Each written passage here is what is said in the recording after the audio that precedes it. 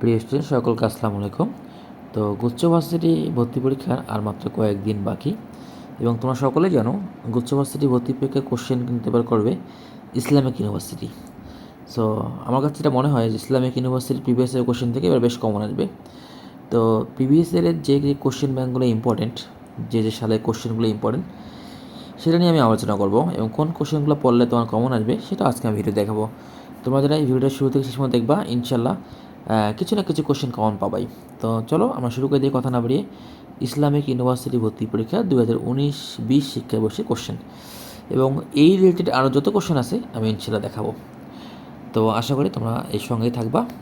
আমরা এখন প্রথম কোশ্চেনটা চলে যাচ্ছি। প্রথমে আমরা শর্ট সিলেবাস নিয়ে আলোচনা করবো। শর্ট সিলেবাসের বাইরের কোশ্চেনগুলো আমরা দেখাবো।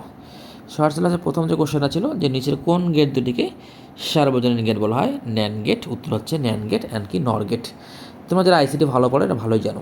ওকে, সেকেন্ড কোশ্চেন ছিল রিটেনের অধ্যায় হচ্ছে 6.93 × 10^3 ডে ইনভার্স 1, তাহলে ল্যামডার মানটা কত? তা আমরা কিন্তু সকলে জানি যে টি হাফের সঙ্গে ল্যামডার একটা ভালো সম্পর্ক আছে এবং এটা কিন্তু ক্যালকুলেটার ছাড়াই বের করা পসিবল। তা আমরা দেখাচ্ছি কীভাবে ক্যালকুলেটার সাথে বের করতে পারো। আমাদের ফর্মুলাটা ছিল কিন্তু T half equal 0.693 divide by lambda. তো দেখি আমরা কাটাকাটিটা কীভাবে করি। তো 0.693 তো উপরে দেওয়াই আছে, 0.693 ডিভাইড বাই ল্যামডা ভ্যালুটা দেওয়া আছে এখানে 6.93 × 10^3। তো এটাকে আমি যদি উপরে তুলে দিই তাহলে এখানে কত হবে? 10 কিউব। কত হবে বলো তো? 10 কিউব, দ্যাট মিনস 1000। এরপর আমরা যে কাজটা করতে পারি, এই দশমিক তুলে নিচে একটা 1000 গুণ করতে পারি। ভালো করে খেয়াল করো কাটাকাটিটা। এই দশমিক তুলে উপরে একটা 100 গুণ করতে পারি। কিন্তু তোমরা দেখতেই পাচ্ছ এই 1000 এই 1000 কেটে গেছে, এখানে 693, এখানেও 693 কেটে গেছে, তাহলে অ্যান্সার হচ্ছে 100 ডে। 100 ডে। তাহলে ল্যামডা মান কত বলো তো? 100 ডে। ইয়ার নয় কিন্তু ডে, যেহেতু এর একক ছিল ডে ইনভার্স 1, সো এর একক কী হবে? ডে হবে। তার সঙ্গে তুমি বুঝতে পারছো। দেখো 2019, এটা কিন্তু 2019-20 সালে কোশ্চেন, তখন কিন্তু ক্যালকুলেটার ছিল, বাট আমরা একটা ক্যালকুলেটার ছাড়াই তোমাদের করে দিলাম। ওকে, তো যেহেতু এই ফর্মুলা একটা অঙ্ক আসছে, তো আমরা আশাই করতেই পারি এই ফর্মুলা আরও একটা অঙ্ক আসতে পারে এবং মান চেঞ্জ করে আসতে পারে। ওকে, সেকেন্ড কোশ্চেন আমরা যাই। এখানে যদিও 5 নাম্বার, কারণ এখানে 2, 5, 2, 3, 5 দিয়ে শুরু হয়েছে, তার মানে কি 1, 4 এগুলো কিন্তু কী বলতো শর্টের বাইরে কোশ্চেন। এগুলো আমরা ক্রমান্বয়ে দেখাবো, তোমরা ভিডিও শেষ পর্যন্ত দেখো। তা আশা করি তোমাদের এই সময়টা লস হবে না, বরং তোমাদের অনেক কোশ্চেন তোমরা দ্রুত গতিতে সলভ করতে পারবা। ওকে, এরপর আসি। এরপর কোশ্চেন দেখো, ওনারা কী বলছে? একটা সরলরেখার দৈর্ঘ্য 4, ভর m এবং কম্পাঙ্ক f, এর কম্পাঙ্ক দ্বিগুণ করতে হলে দৈর্ঘ্য কত গুণ করতে হবে? তাহলে এফের সঙ্গে যে এলের সমান সম্পর্কটা আছে এটা কিন্তু বর্গমূলের ব্যস্তার প্রতীক, তাই না? অঙ্কটা সব করে দেওয়া আছে, f2 = 2f1, দ্যাট মিনস 1/4 হয়ে যাবে। ঠিক আছে, আচ্ছা, এটা আমরা খুব সহজ, এটা আমরা এখান থেকে বের হয়ে গেলাম। তো এরপরে আমরা চলে আসবো কোথাও 6 নম্বরে। 6 নম্বরে কী বলছে? যে ফোটনের ক্ষেত্রে কোনটি ভুল? অ্যাকচুয়ালি ফোটনের সমস্ত ফর্মুলাই কিন্তু এখানে দেওয়া আছে। সো এখানে কিন্তু সঠিক সঠিক অ্যান্সার অপশান ছিল না, সো আমরা লিখে রাখছি সঠিক উত্তর নাই। 7 নম্বর কোশ্চেনটা কী ছিল? 1 আর্মস্ট্রং তরঙ্গ দৈর্ঘ্যে এক বর্ণের এক্স রশ্মির শক্তি কত? তার মানে শক্তি করলে এখানে দেখো এইচ মানে প্লাঙ্কস কনস্ট্যান্ট ভ্যালু দেওয়া আছে 6.624, অ্যাকচুয়ালি হবে এখানে 6.626 × 10^34 জুল সেকেন্ড। সি হচ্ছে আলোর বেগ দেওয়া আছে, ল্যামডা হচ্ছে 1 আর্মস্ট্রং এবং আমরা জানি 1 আর্মস্ট্রং = 10/10 মিটার। তো ফর্মুলা কি? শক্তির ফর্মুলা কি? E = AC/λ। E = কি? AC/λ। তো আপাতত দৃষ্টিতে এই অঙ্কটা আসলেই ক্যালকুলেটার করা সম্ভব না, সো তখন কিন্তু ক্যালকুলেটার ছিল, তাই না? তাই এখনও কিন্তু এই কনসেপ্টটা কিন্তু মনে রাখবো, এই কনসেপ্টে অঙ্ক আসতে পারে, বাট এমন মান দিবে যেটা ক্যালকুলেটার ছাড়াই সম্ভব। 8 নম্বরে আসি। একটি প্রাসের তাৎক্ষণিক বেগের অভিমুখ বিচরণ পথের কি? স্পর্শক বরাবর। বিচরণ পথে কী বলতো? স্পর্শক বরাবর। তাহলে এর আনসার হবে কি? স্পর্শক বরাবর। এটা আনসার হচ্ছে স্পর্শক বরাবর। ঠিক আছে না? এটা একটু আমরা খেয়াল করবো। পরের কোশ্চেনটা অনেক সুন্দর। হ্যাঁ, পরের কোশ্চেনটা কী বলছে? 19.6 মিটার ব্যাসের বৃত্তাকার পথে কোনো মোটর সাইকেল আরোহী কত বেগে ছুটলে উলম্ব তলের সাথে 45 ডিগ্রি কোণে অনন্ত থাকবে? তো ব্যাংকিংয়ের ফর্মুলা, ব্যাংক তো সবাই জানো, আমি যদি ফর্মুলা একটু দেখে ফেলি যে tan θ = v²/rg। তো এখানে ভি চেয়েছে, তাহলে আমরা বলতেই পারি v = √rg tan θ। এবার দেখো তো এখানে আর এর মান দেওয়া নেই, ব্যাসের মান দেওয়া আছে। ব্যাসকে 2 দিয়ে ভাগ করলে কী পাই বলো তো? ব্যাসার্ধ পাই। তাহলে দেখো তো এই অঙ্কটা কত সহজ। √, আর এর মান হচ্ছে 9.8, জি এর মানও কত 9.8, আর এখানে আছে tan θ মানে tan 40 এর মান কত 1। তোমরা নিজেরাই বলো দুটো 9.8কে আমি রুট করলে কী পাবো? একটা 9.8 পাবো। দেখছো এমন অঙ্ক দিছে যে ক্যালকুলেটর ছাড়াই করা যায়। সে অ্যান্সার হচ্ছে কি 9.8 ms/1। ওকে, পরের অঙ্কটা তো অনেক ইম্পর্টেন্ট, সেটা হচ্ছে যে অঙ্ক তো না, এটা থিওরি। ধনাত্মক কাজের ক্ষেত্রে বল ও সমানের মধ্যবর্তী কোণ থিটা হলো কি? এই হচ্ছে অ্যান্সার। এটা ধনাত্মক কাজের সত্য। কার সত্য? ধনাত্মক কাজের সত্য। ধনাত্মক কাজের সত্য যখন আমরা পড়লাম, ঋণাত্মক কাজের সত্যটাও আসতে পারে, ঋণাত্মক কাজের সত্যটা কিন্তু আসতে পারে। তো ঋণাত্মক কাজের সত্য কিন্তু এটা দেখছো, এটা হচ্ছে ঋণাত্মক কাজের সত্য। একটু যেহেতু একবার ধনাত্মক কাজের সত্য আসছে, তো ঋণাত্মক কাজের সত্যটাও আসতে পারে। ক্লিয়ার? আচ্ছা, 15 নম্বর অঙ্কে আসি। একই বিন্দুতে ক্রিয়াশীল সমান মানের ভেক্টরের মধ্যবর্তী কোণ কত হলে এদের লব্ধির মান যে কটি ভেক্টরের মানের সমান হবে? একদম মুখস্থ মান, বাচ্চাকাল থেকে পড়ে আসছে। আনসার কত? 120 ডিগ্রি।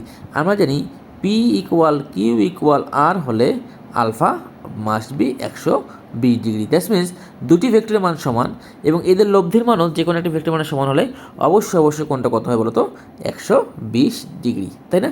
বাট কোশ্চেনটা যদি এমন হতো P = Q, দুটি ভেক্টরের মান সমান বা দুটি বলের মান সমান, তাই না? এবং এদের লব্ধির মান যে কোনো একটা বলের √2 গুণ, তাহলে আলফা মাস্ট বি কত হতো বলো তো? 90 ডিগ্রি। এগুলো কিন্তু খুবই আসে। আবার দুটি বলের মান সমান P = Q এবং এদের লব্ধির মান যদি এরকম যে কোনো একটা বলের √3 গুণ হইতো, তখন কিন্তু আলফা মাস্ট বি কত হতো বলো তো? 60 ডিগ্রি। তো এই দেখো আমাদের কোশ্চেন কিন্তু 120 ডিগ্রি, সো আমরা 60 ডিগ্রি করে ফেললাম, আবার 90 ডিগ্রিও করে ফেললাম। এটাকে বলা হচ্ছে কোশ্চেন ব্যাংক অ্যানালাইসিস। 16 নম্বর অঙ্কটা অনেক ভালো, আমি আজকে ক্লাসে করাইছি যে 15 ডিগ্রি সেলসিয়াস তাপমাত্রায় হিলিয়াম গ্যাসের আয়তন হঠাৎ 8 গুণ করা হলে তাপমাত্রা কত হবে, মানে চূড়ান্ত তাপমাত্রা কত হবে। তা ভর্ণিত না করে আমরা এত কিছু করবোই না, আমরা ডিরেক্ট ফর্মুলা যাবো। ডিরেক্ট ফর্মুলা যদি আমি একটু লিখে ফেলি, ফর্মুলা ছিল কিন্তু এরকম যে TV Γ-1 = K। TV, এখানে একটা আমার ভুল হয়ে গেল, গামার সঙ্গে মাইনাস হবে, তো আমি একটু প্রিন্টিং মিস্টেক হয়ে যাচ্ছে, অনেকদিন পর হাতে কলম নিচ্ছি তো। তাহলে TV Γ-1 = K। তাহলে আমরা বলতে পারি না যে T2 V2 Γ-1 = T1 V1 আবার কিন্তু Γ-1, এরকম করে কিন্তু আমরা ক্যালকুলেশন করাবো। তাহলে চূড়ান্ত তাপমাত্রা চেয়েছে, আমরা T2 চেয়েছে, তাহলে T2 আমরা বলতেই পারি V1 বা V2 two the power Γ-1 into T1। এই পর্যন্ত সবাই বুঝছো। এবার দেখি কাটাকাটিটা কীভাবে করা যায়। তাহলে T2 আমরা কাটাকাটিটা কীভাবে করবো। তা তোমরা সকলে জানো, এইখানে দেখো একটু খেয়াল করে দেখো তো, এখানে বলছে আয়তন হঠাৎ 8 গুণ করা হয়েছে।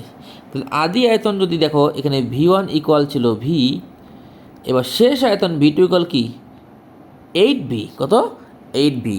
তাহলে এই V/8V করলে কি 1/8 টু দি পাওয়ার Γ-1, গামা কত 5/3 -1 করলে কত হবে 2/3 ইন্টু T1 কত 15 ডিগ্রি সেলসিয়াস, কেলভিনে করতে হবে, তাহলে 288 কেলভিন। এবার একটু খেয়াল করি, এই কাটাকাটিটা অনেকে করতে পারবে না, এই কাটাকাটিটা অনেকে বুঝবে না, তাই না? আমি একটু তোমাদেরকে বোঝানোর ট্রাই করি যে তোমাকে যদি কখন কোশ্চেন করা হয় যে 8 টু দি পাওয়ার 2/3, এটাকে কীভাবে ভাঙবা বলো তো? এটাকে তুমি কীভাবে ভাঙবা? এটাকে ভাঙা খুবই সহজ।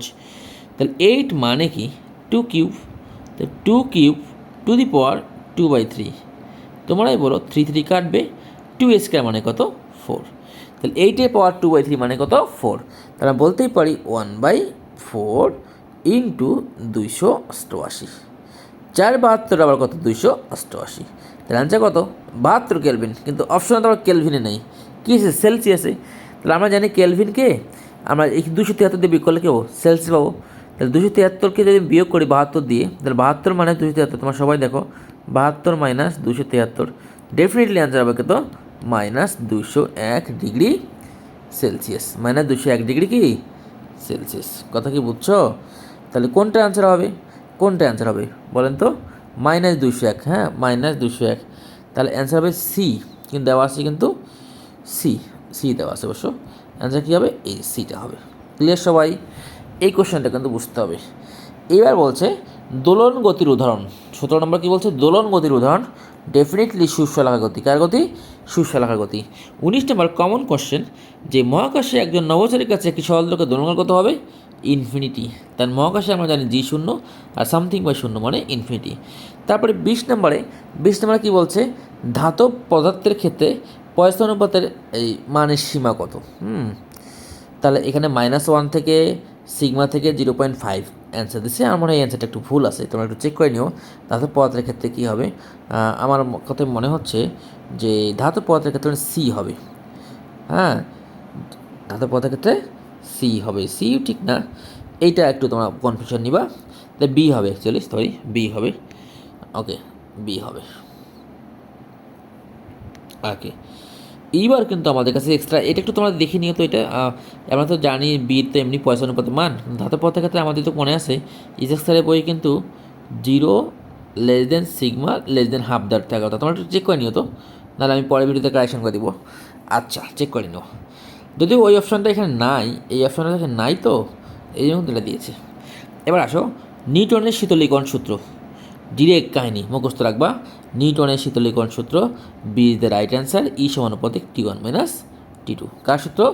নিউটনের শীতলীকরণ সূত্র। ই সমানুপাতিক T1 মাইনাস T2, ই সমানুপাতিক।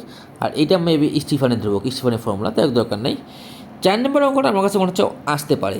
বলছে কি, শীতকালে তুমি বন্ধুদের সঙ্গে মধুপুর বনে বনভোজনে গিয়েছিলা, তখন বনের শুকনো পাতার মর্মধ্বনি শুনতে পেলে। উক্ত শব্দের তীব্রতা এত হলে তীব্রতা লেভেল কত? তাহলে তীব্রতা দেওয়া থাকলে তীব্রতা লেভেল বের করার শর্টকাট আছে না, এটা আমরা দেখবো না। তীব্রতা দেওয়া থাকলে তীব্রতা লেভেল বের করার ফর্মুলা দেখো, ডিরেক্ট ফর্মুলা। তীব্রতা লেভেল মানে বিটা, বের করার ফর্মুলা হচ্ছে 10 × 12 মাইনাস এইখানে কি আছে বলো তো? -11 মানে 10/11। তাহলে এখানে শুধু 11টা নিবা, তাহলে ইন্টু 11। তাহলে অ্যান্সার কত হবে? 10 × 1, তাহলে কত রে? 10 ডেসিবেল। এটা খুব ইম্পর্টেন্ট জিনিস। যেমন তোমাদের বলতেই পারে, আমি তোমাদের একটু ফাঁকা পেজে দেখাই। একটু ফাঁকা পেজে দেখাই। হ্যাঁ, আমি একটু দেখাই তোমাকে। একটা অঙ্কে এরকম আসলো, একটু দেখো। আমরা বললো একটি শ্রেণীকক্ষের শব্দের তীব্রতা 1 × 10⁻8 ওয়াট। এটা কিন্তু এবার কোথা থেকে আসছিল? যদি শর্ট সিলেবাসের বাইরে পড়া কিন্তু আসতে পারে। হ্যাঁ, এবার কোথা থেকে আসছিল, কোন ভাষাতে? যে একটি শ্রেণীকক্ষের শব্দের তীব্রতা দেওয়া আছে, এটা 1 × 10⁻8 মিটার ওয়াট মিটার/2। তাহলে ওই শ্রেণীকক্ষের তীব্রতা লেভেল কত? তাহলে আমি বলতে তীব্রতা লেভেল করার আমরা ডিরেক্ট লিখবা বিটা ইকুয়াল 10 × 12 মাইনাস, এইখানে কি আছে? 8 আছে, এখানে মাইনাসটা নিবা না, এই যে 8টা এখানে বসে দিবা। তাহলে আমার অ্যান্সার হচ্ছে এইখানে একটা 8 বসে দিব। তাহলে অ্যান্সার হবে 40 ডেসিবেল। 40 ডেসিবেল। তোমরা এখন তাহলে আমাকে বলো তো, যদি এখানে 10/8 না থাকে, যদি এখানে 10/7 থাকে, তাহলে আমরা কী করবো? এই 7টা এইখানে বসাই দেবো। তাহলে বসাই দাও, যেমন কথা তেমন কাজ। এইখানে আমি যদি 7 বসাই দিই, তাহলে 12 - 7 হচ্ছে 5। তখন আমার answer should be 50 decibel. 50 decibel. আশা করি তুমি বুঝতে পারছো যে যদি কোনো কক্ষের বা কোনো স্থানের তীব্রতা দেওয়া থাকে, তাহলে তুমি তার তীব্রতা লেভেল বের করতে পারবা। এখানে একটা বোঝা দরকার যে তীব্রতার একক কিন্তু হচ্ছে ওয়াট মিটার/2। দেখছো, তীব্রতার একক কিন্তু কী দিয়ে বস করেছে? দেখো তো, একটু বোঝো না বাবারা। তীব্রতার শব্দের তীব্রতা একক কি ইউজ করছে? ওয়াট মিটার/2। বা তীব্রতার লেভেল একক কিন্তু ডেসিবেল। তাহলে আমরা যারা একটু কম শর্টের বাইরে পড়াশোনা করছি, আমরা এখানে লিখতেই পারি যে তীব্রতার একক, আসতে পারে তো, তীব্রতার একক ওয়াট মিটার/2। বা তীব্রতার লেভেলের একক হচ্ছে ডেসিবেল। কত বলো তো? ডেসিবেল। আশা করি তোমরা এটা বুঝতে পেরেছো। একটা ওয়াট মিটার/2, একটা হচ্ছে ডেসিবেল। ওকে, প্রিজমে কোন বর্ণের বিচ্যুতি সবথেকে কম? অ্যান্সার হবে লাল। প্রিজমে লাল বর্ণের বিচ্যুতি সবথেকে কম। ঠিক আছে, আচ্ছা। আর এইখানে একটু মুখস্থ করবা তো ভাইয়া, শূন্য মাধ্যমে এম্পিয়ারের সূত্রের গাণিতিক প্রকাশ কোনটি? এইটা একটু মুখস্থ করে রাখবা। ক্লিয়ার? চলে গেলাম কেমিস্ট্রি। যেহেতু আমি কেমিস্ট্রি তোমাদের পড়াই না, তারপর তোমরা কোশ্চেনগুলো একটু দেখে নাও, রাইট অ্যান্সারগুলো। সেকেন্ডারি পদার্থ কোনটি? অনেকেই তোমরা দেখে অ্যান্সার বলবা পটাশিয়াম পারমানেন্ট। 2 নম্বর কোশ্চেনের অ্যান্সার এখানে অঙ্ক করে দেওয়া আছে 0.05 লিটার। যেহেতু আমি কেমিস্ট্রি পড়াই না, জাস্ট আমি তোমাদের দেখাচ্ছি যে কোন কোশ্চেনগুলো আসছিল। আর এটা খুব ইম্পর্টেন্ট, পানির বন্ধন কোণের মান কত? এখন 4.5 ডিগ্রি, এখন 4.5 ডিগ্রি। তারপর কোন ইলেকট্রন বিন্যাসই সঠিক? অপশনে দেখাচ্ছে এটাই সঠিক, তাই না? তারপর অ্যান্সার, প্রথম পয়েন্টটা অ্যান্সার এ, তো এটা পড়ে নিও। এই থিওরিটা অনেক ইম্পর্টেন্ট। প্রতি একক সময়ে কোন রাসায়নিক বিক্রিয়া যতটুকু সম্পূর্ণ তাকে ওই বিক্রিয়ার হার বলা হয়। আমি এই কোশ্চেনটা আজকে দেখানো তোমাদের একটাই কারণ হচ্ছে যে আমরা দেখতেই পাচ্ছি ফিজিক্স বলো কেমিস্ট্রি বলো সবগুলো কিন্তু থিওরি টাইপের কোশ্চেন আছে, থিওরি টাইপের কোশ্চেন, ম্যাথ খুবই কম। এইখানে ম্যাথ আছে তা মনে অনেক সহজ, যারা কেমিস্ট্রি পড়ো তারা জানোই। 1% সোডিয়াম হাইড্রোক্সাইড দ্রবণের পিএইচ কত, তাই না? এই পিএইচটা দেখে নিবা যে পিএইচ চলে যাচ্ছে মানে 13.4, 13.4 কোথায় আছে? ডিতে আছে। আদর্শ গ্যাসের ক্ষেত্রে সত্য কোনটি? তাহলে আদর্শ গ্যাসের সত্য কোনটা? এই যে আদর্শ গ্যাসের সত্য। সোডিয়াম বাতাসে পাওয়ালে কী পাওয়া যায়? NO2O পাওয়া যায়। ইলেকট্রোফাইল হিসেবে কাজ করে কোনটি? ইলেকট্রোফাইল অ্যালুমিনিয়াম ক্লোরাইড দেওয়া আছে। এনিলিন প্লাস সোডিয়াম নাইট্রাস বা কি NaNO2 প্লাস HCl শীতল অবস্থায় কী দেয়? এটা দেয়, তাই না? কোনটি জারক বিজারক উভয় কাজ করে? Hydrogen peroxide. হ্যাঁ, যারা আমার স্টুডেন্ট না তারা জানো যে আমি কেমিস্ট্রি পড়াই না, তারপর তোমাদের জাস্ট দাগা দিচ্ছি। হ্যাঁ, 17 নম্বর এখানে 6 অ্যান্সার হবে। 20 নম্বরটা আমার কাছে খুব ইম্পর্টেন্ট মনে হয়েছে, অ্যান্সার 10 মিলিগ্রাম পার লিটার। হ্যাঁ, হু অনুমোদিত পানি দূষণের সিগারেটের সর্বোচ্চ মাত্রা কত?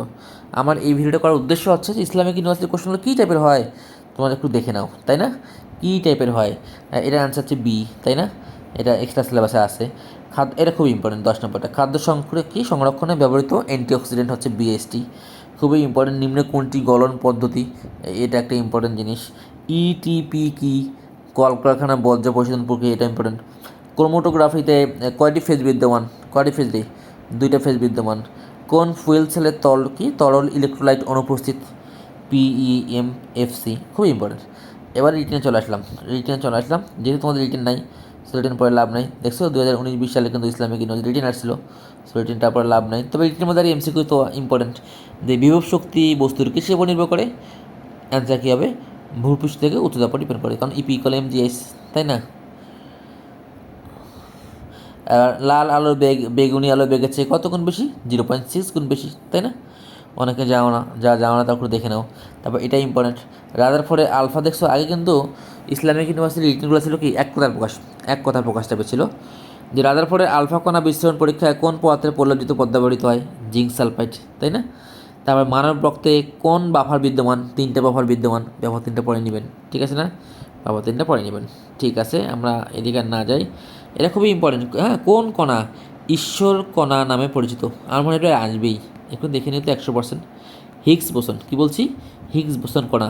হিগস বোসন হচ্ছে ঈশ্বর কণা। এবার বায়োলজি চলে শর্ট সিলেবাসে। কোষ প্রাচীরের ক্ষুদ্রতম কারণ কি? সবাই জানে কৃষি। হ্যাঁ, মাইসেলিস। কী বলতো? মাইসেলিস। কোনটি সেন্ট্রিওল অংশ নয়? টনোপ্লাস্ট। তাহলে সেন্ট্রিওল অংশ কিন্তু 3টি, একটা প্রাচীর, একটা ত্রয়ী অনুলেখা, একটা যোজক। তা আমি বারবার বলি সেন্ট্রিওল একটা ইম্পর্টেন্ট অর্গান। হ্যাঁ, সেন্ট্রিওল একটা ইম্পর্ট্যান্ট অর্গান, তাই না? তাহলে এই সেন্ট্রিওলের কাজ কী, নামকরণ করে কি, জানা খুব দরকার। সেন্ট্রিওলের নামকরণ করে বভিরি, এটা কিন্তু অনেকবার বিশ্ববিদ্যালয় মেডিকেল আসছে, বভিরি। এবং এই সেন্ট্রিওলের কাজ কী বলতো? কোষ বিভাজনে সহায়তা করে। কী সহায়তা করে? কোষ বিভাজনে সহায়তা করে। তাহলে কোষ বিভাজনে সহায়তা করে কে বলতো? সেন্ট্রিওল। তো আরেকটা অর্গান নাম বলতো যারা কোষ বিভাজনে সহায়তা করে, তারা কী বলতো? মাইক্রোটিবিউলস। কী বলছি? মাইক্রোটিবিউলস। পরের কোশ্চেনটা অনেক ইম্পর্টেন্ট, এটা অনেকে পারে না কিন্তু পারা উচিত। ইনসুলিনে কতগুলো অ্যামিনো অ্যাসিড থাকে? 51টি। ইনসুলিনে 51টি অ্যামিনো অ্যাসিড থাকে। তো পরের কোশ্চেনটা অনেক ইম্পর্টেন্ট, DNA ডাবল হেলিক্সের প্রত্যেকটি ঘূর্ণনের দূরত্ব কত? তাহলে DNA ডাবল হেলিক্সের প্রত্যেকটি ঘূর্ণনের গুরুত্ব হচ্ছে 3.4 আর্মস্ট্রং, আর দৈর্ঘ্য হচ্ছে কী বলতো? 34 আর্মস্ট্রং। ক্রসিং ওভার সম্পর্কে ধারণা পাওয়া যায় কোন বিদ্যে? ভুট্টা। এই ভুট্টার সাইন্টিফিক নেম কি? জিএমএস, তাই না? এবং এটা কোন কোন কোন বিজ্ঞানী প্রথমটা লক্ষ্য করেন? Thomas Hunt Morgan. ওকে। কোন অণুজীবটি সাধারণত অ্যান্টিবায়োটিক প্রস্তুতি ব্যবহৃত হয় না? ইকোলি। বাকি সবগুলা কিন্তু অ্যান্টিবায়োটিক প্রস্তুতি ব্যবহৃত হয়। তবে কোনটি RNA ভাইরাস নয়? দেওয়া আছে অ্যান্সার। কোনটি হ্যাফ্লয়েড? ওরিও প্রতিসম নয় কোনটি? ভলভ্যাক্স। কী রয়েছে? ভলভ্যাক্স। ওরিও প্রতিসম কারা বলতো? হাইড্রা, জেলিফিশ আর একটা আছে তারা মাছ। এই 3টা বাদে বাকি সবাইকেই ওরিও প্রতিসম নয়। তারপর চিকিৎসা বিজ্ঞান যে শাখায় স্থূলতার কারণ ও প্রতিকার নিয়ে আলোচনা করা হয় বেরিয়েট্রিক্স, এটা আমি পড়েন বেরিয়েট্রিক্স। অগ্র মস্তিষ্কের অংশ নয় কোনটি? সেরেবেলাম কিন্তু পশ্চাৎ মস্তিষ্কের অংশ। অগ্র মস্তিষ্কের অংশ কিন্তু তিনটা, একটা সেরেবেলাম, থ্যালামাস, হাইপোথ্যালামাস। যদি বলছে নয় কোনটি, তাহলে এইটা নয়। ডান ফুসফুসে কয়টি লোবুল থাকে? 10টি। রক্তের পিএইচ 6.90 অবস্থায় কী বলা হয় বলো তো? অ্যাসিডোসিস। তারপর কোন জিনোটাইপ হতে বেশি ধরনের গ্যামেট সৃষ্টি হবে? অ্যান্সার বি, তাই না? এবার শর্টের বাইরে কোশ্চেন দেখি একটু। এখানে কিন্তু তোমাদের 80টা কোশ্চেন ছিল 19-20-এ, আর 20 মার্কস মেবি হচ্ছে ছিল রিটার্ন ছিল। রিক্সিয়া শব্দটি প্রকাশ করে কোনটি? জেনাস। মনস্ফেরিক প্রক্রিয়ায় কত শতাংশ, এটা খুবই ইম্পর্টেন্ট, শর্টের বাইরে 75%। হ্যাঁ, মনস্ফেরিক প্রক্রিয়ায় কত শতাংশ উদ্ভিদের ভ্রূণথলি গঠিত হয়? 75%। কত পার্সেন্ট? 75%। আর এখানে দেওয়া আছে মহিলা হরমোন কি? সবগুলা, এস্ট্রোজেন, প্রোজেস্টেরন, লুটিনাইজিং, সবগুলো কিন্তু মহিলা হরমোন। মানুষের পশ্চাৎ মস্তিষ্কের অংশ নয় কোনটি? থ্যালামাস। কী বলতো? থ্যালামাস। মেডুলা অবলাংটা, পন্স, সেরেবেলাম, এগুলো কি? পশ্চাৎ মস্তিষ্ক অংশ। তার মধ্যে এগুলো কাজগুলো খুবই ইম্পর্টেন্ট। সেরেবেলাম কিন্তু দেহের ভারসাম্য নিয়ন্ত্রণ করে। পঞ্চের কাজ এটা ইম্পর্টেন্ট, শ্বাসক্রিয়া হার নিয়ন্ত্রণ করে। আর মেডুলা অবলাংটার কাজ কি? বমন মানে বমি, মলমূত্র ত্যাগ, এগুলো নিয়ন্ত্রণ করে, তাই না? তোমরা কিন্তু যারা শর্টের বাইরে একটু পড়াশোনা করতে চাও তারা কিন্তু অগ্র মস্তিষ্ক, পশ্চাৎ মস্তিষ্ক, এগুলা কোনটা কী কাজ একটু দেখতে পারো। হ্যাঁ, এটা ইম্পর্টেন্ট। কিন্তু 8 নম্বর আছে চোখের রেটিনার ভিতরে সবথেকে আলোক সংবেদী অংশ কোনটি? পিতবিন্দু। এটা অনেক ইম্পর্টেন্ট। ফুসফুসে ক্যান্সারের জন্য দায়ী কোনটি? অনেকবার আসে সিলিকন ডাইঅক্সাইড, তাই না? ও এখন তো ম্যাথ বাকি আছে না? আচ্ছা, তো প্রথমে চলে গেল কিন্তু ফিজিক্স, কেমিস্ট্রি, বায়োলজি। এবার ম্যাথ। এটা খুবই আসে যে যদি এ বি দুটি ম্যাট্রিক্স হয় তবে A B inverse 1 equal what? আমরা জানি ম্যাট্রিক্স সুন্দর একটা ধর্ম যে এ বি ইনভার্স 1 ইকুয়াল হচ্ছে বি ইনভার্স 1 এ ইনভার্স 1। আর একটা ধর্ম আছে A B to the power transpose, so B transpose A transpose. তোমরা শুরু থেকে দেখো ভিডিওগুলো, অনেক ভালো করবা। যারা ফার্স্ট টাইম আসো ভালো করে পড়ো, ইনশাল্লাহ ভালো কিছু হবে। 2 নম্বর অঙ্কটা আমার কাছে মনে আছে না, এগুলো important. P equal I minus A J plus 2k এবং পি এর মান যে √5 হয় তাহলে এ এর মান কত? এই পি এর মানটা হচ্ছে √5, তাহলে এর মানটা √5 করে দাও। তোমরা তো জানো এই যে পি এর মান যে বের করার ফর্মুলাগুলো তোমরা জানো না, যে √i² plus j² plus k², তাহলে কি? √5। তাহলে এইটা ইকুয়াল কত? √5 স্কোয়ার করে দাও, তাহলে এইটা ইকুয়াল কি? 5। তাহলে 5 প্লাস a² মানে এর মান কত? 0। সে অ্যান্সার শুধু কি? 0। এটা খুবই সুন্দর অঙ্ক, তোমরা একটু দেখে নিবা। তো এই হচ্ছে কাহিনী আমাদের। আপনি চলে গেছে, এটা চলে গেছে কেন? আচ্ছা, আমি আবার ব্যাক করলাম। ওকে, ব্যাক করা গেছে, সমস্যা হয়নি। তো কি বলছে? একটা সরলরেখার অক্ষদ্বয়ের মধ্যবর্তী খণ্ডিত অংশ এ বি বিন্দুতে সমদ্বিখণ্ডিত হয়, এরূপ রেখার সমীকরণ ওঠে। তাহলে এইটা এ আর বি বিন্দু সমীকরণ, তাহলে এইটু কী হবে? 2a, এটু কী হবে? 2b। তার মধ্যে জানি x/2a প্লাস y/2b ইকুয়াল, তাহলে এটাই অ্যান্সার, তাই না? এগুলো তোমাকে পড়াইছি। ওয়াই অক্ষের খণ্ডিত অংশ পরিমাণ কী রে? 2√2 মানে c কত? 2। এটাও ইম্পর্টেন্ট। cos θ যদি 12/13 হয় তাহলে tan θ কত হবে? এই যে ফর্মুলা সব করা আছে, cos θ 12/13, sec θ 13/12। এই হচ্ছে কাহিনী করে ফেলবা, তাই না? ফাংশন অঙ্ক করার কোনো দরকার নেই, ফাংশন অঙ্ক করার কোনো দরকার নেই। এইখানে টু দি পাওয়ার এক্স, এখানে টু দি পাওয়ার এক্স, মাঝখানে সাইন, তাহলে আনসার কী হবে? B is the right answer. এটা আসতে পারে আবারও, B is the right answer. এটার মধ্যে আমি আরও অঙ্ক দেখাই যে limit x tends to infinity, এখানে 5 to the power x sine, হ্যাঁ 8 to the power divide by 5 to the power x, তাহলে আনসার কত হবে? এখানেও যা, এখানেও তা, মাঝখানে সাইন, তাহলে আনসার কত হবে? 8। সো 8 অ্যান্সার, তাই না? 8 অ্যান্সার। হ্যাঁ, এইটা ভাইয়া একটু কষ্ট করে 9 নম্বরটা মুখস্থ রাখেন তো, এটা কিন্তু অনেকবার আসতেছে। Sign inverse 1 x/a plus c, এটা কিন্তু ফর্মুলা এখানে মুখস্থ রাখা যায়। আর দুটো সমান্তরাল সরলরেখার মধ্যবর্তী সময় সবাই জানো d = c1 - c2 divide by কি? √a² plus b², so 2 answer. এটা আমরা ক্লাসে অনেকবারই পড়াইছি। হ্যাঁ, তারপরে এই যে অঙ্কগুলা, এটা কোনো বিষয়? এটা 4, এটা কী হবে? 4। এটা আমরা জানি এভাবে করি না, অন্যভাবে করি, ঠিক আছে না? এবং আমি জানি যে তোমরা সবাই পারবা, তো আমি একটু দেখাই তোমাদের সুবিধার জন্য। সবাই দেখো, এই 1 প্লাস ওমেগা, এই একটু দেখি আমরা একটু, এই যে 1 প্লাস ওমেগা মানে কি? -ω²।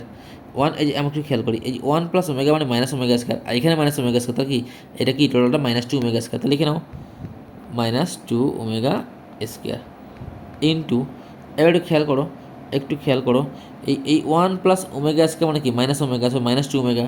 সো এখানে আমরা লিখবো মাইনাস টু ওমেগা। কত সহজ। তাহলে এই মাইনাস টু প্লাস ফোর, তাহলে four omega cube dash means কত বলো তো ভাইয়া ফোর। অ্যান্সার শুড বি কত ফোর দেওয়াই আছে। আচ্ছা এই সমীকরণ দুটি মূলেই মাইনাস থ্রি হলে আর এর মান কত? দুটো মূলেই মাইনাস থ্রি, তাহলে আর এর মান কত? তা দুটো মূলেই যদি মাইনাস থ্রি হয় তাহলে এক্স তার মানে দুইটা মূলেই মাইনাস থ্রি, দেখছেন এখানে এই সমীকরণে দুটো মূলেই মাইনাস থ্রি। তাহলে এই যে মাইনাস থ্রি এটাকে সিদ্ধ করবে না, তাহলে এই মাইনাস থ্রি আমি এখানে বসিয়ে দেবো। এই দেখো এই মাইনাস থ্রি এখানে বসিয়ে দিলে আমার চলে আসছে আর এর মান কত 9। এই দেখো এক্স তোমার মাইনাস থ্রি, তার minus three whole square 6 into minus three plus আর এর মান কত 9। সো এটা করার কোনো দরকার নেই, এটা করার কোনো দরকার নেই, বিকল্পটা করবা। হ্যাঁ, তারপরে এই যে এক্স স্কোয়ার ইকুয়াল 4a হলে পরাবৃত্তের উপকেন্দ্রের স্থানাঙ্ক কত, তাই না 0, কত 0, ডিরেক্ট ফর্মুলা তুলেছে। আর যদি এমন হইতো যে ওয়াই স্কোয়ার ইকুয়াল 4x, এই পরাবৃত্তের উপকেন্দ্রের স্থানাঙ্ক কত, তখন হয়তো কি ভাইয়া a, 0, তাই না। আবার এই উপবৃত্তের ক্ষুদ্রকের দৈর্ঘ্য কোনটি? ক্ষুদ্রকের দৈর্ঘ্য তা খুবই সহজ 2a, বৃত্তকের দৈর্ঘ্য কত 2b, কেন না এখানে b বড়, তাহলে যদি b বড় হয় তাহলে বৃত্তক 2b, আর এর ছোটো ক্ষুদ্রক কী বলো তো 2a। এটা তো মারাত্মক ইম্পর্টেন্ট যে cosec theta equal cosec alpha হলে থিটা মান কত, তাই না। এই হচ্ছে অ্যান্সার, এই হচ্ছে অ্যান্সার। তো এই অ্যান্সার কোথায় আছে? এই নাম্বারে। আচ্ছা এটা খুব ইম্পর্টেন্ট। 17 নম্বর, ত্রিভুজের বাহুতলের লম্ব সমদ্বিখণ্ডক ত্রয়ের ছেদবিন্দুকে কী বলা হয়? পরিকেন্দ্র। পরিকেন্দ্র একবারই তো আসছে, আসতেই পারে। 18 নম্বরটা অনেক ইম্পর্টেন্ট, 19 নম্বরটা অনেক ইম্পর্টেন্ট। এগুলো সহজ, তোমরা দেখো তো, এগুলো আমরা ক্লাস সব করেছি। এবার আমরা এক্সট্রা সিলেবাস থেকে আসলাম। এই যে মেজরিটি শব্দটির বর্ণগুলো, সবগুলো বর্ণ একত্রে নিয়ে যতগুলো সংখ্যা পাওয়া যায় এগুলো আমরা এই ক্লাসেই করাই ফেলছি, এই যে ক্লাসে করাই ফেলছি 20,160। তারপরে এর সমাধান সেট আজকে ক্লাসে করাইলাম, বুঝছো। পরিমিত ব্যবধানকে বর্গ করলে যা পাওয়া যায় তা হলো কি বলো তো? পরিমিত ব্যবধান স্কয়ার। পরিমিত ব্যবধান কি স্কয়ার, ঠিক আছে না। পরিমিত ব্যবধান রুট ওভার বেদাঙ্ক, এটা তোমার সি অ্যান্সার। কী আছে? C answer. কত বলো তো? সি। এই হচ্ছে অঙ্ক। তো 26 মিনিট তোমাদের সময় নিলাম এবং তোমরা দেখতেই পাচ্ছ এই কোশ্চেনগুলো তোমাদের ভালো করে সলভ করবা। আর যদি তোমাদের এরকম আরও ভিডিও লাগে তো কমেন্ট করে জানাবা ইউটিউবেই বা মেসেঞ্জে জানাবা, তাহলে আমরা আরও কিছু তোমাদের ভিডিও দিয়ে দিব। তো তোমার টেনশন না করে গুছের জন্য পড়াশোনা করো যতটুকু পারা যায়। আমরা তো অনেক ট্রাই করলাম, এখন রাত 2টা বাজে, 2:09 অ্যাকচুয়ালি। তোমার হাতে স্ক্রিন ছিল দেখতেই পাচ্ছ, স্ক্রিন আদি তোমার রেকর্ড হচ্ছে। তো তারপর তোমাদের ক্লাসটা আমি নিলাম যে যারা যাদের কাছে নাই আর কি ইসলামিক ইউনিভার্সিটি কোশ্চেন, তারা একটু দেখতে পারবা। তো এই কয়েকদিনে আমি যে ভিডিওগুলো দিব সেই ভিডিওগুলো তো বুঝো না বুঝো এই অঙ্কগুলো মুখস্থ করে ফেলবা, ইনশাল্লাহ কমন আসবে। তুমি দেখো এই কোশ্চেন থেকে তোমার 3 থেকে 4 মাস কমন আসতেও পারে, ম্যাথ ফিজিক্স কেমিস্ট্রি ভালো থেকেই, ঠিক আছে, কমন আসবেই ইনশাআল্লাহ।